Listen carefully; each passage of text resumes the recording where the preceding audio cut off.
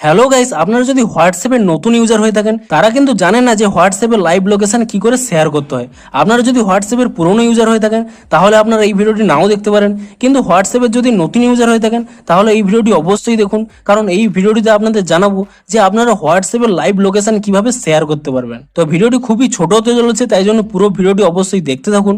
Hello guys, আমি সৌরভ, আপনারা দেখছেন ইস্যুটেক। চলো শুরু করা যাক।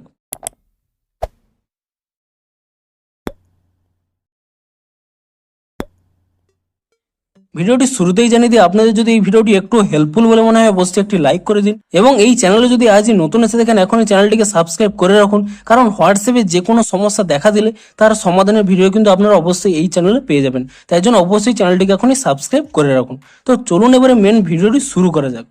তো আপনারা যদি হোয়াটসঅ্যাপের নতুন ইউজার হয়ে থাকেন, আপনি কোনো ব্যক্তিকে আপনাদের লাইভ লোকেশন কিভাবে সেন্ড করবেন।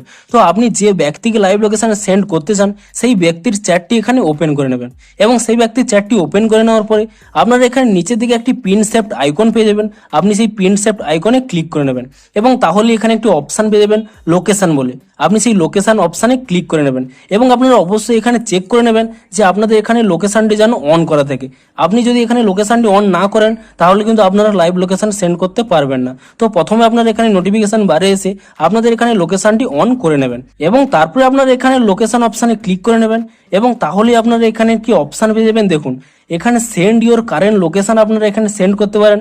তাহলে কি হবে, আপনি এখন যে স্থানে আছেন সেই স্থানের কিন্তু শুধু লোকেশনটি সেন্ড হবে, কিন্তু আপনি হয়তো চাইছেন যে আপনি কোথাও ট্রাভেল করছেন এবং আপনি যেখানে যেখানে ট্রাভেল করছেন সমস্ত লোকেশনই যাতে অন্য কেউ জানতে পারে, তাহলে আপনারা কি করবেন, উপরে একটি অপশান পেয়ে যাবেন শেয়ার লাইভ লোকেশন। আপনি এখানে এই শেয়ার লাইভ লোকেশনে ক্লিক করে নেবেন, এবং তাহলে এখানে তিনটি অপশান পেয়ে যাবেন 15 মিনিট, 1 ঘন্টা এবং 8 ঘন্টা।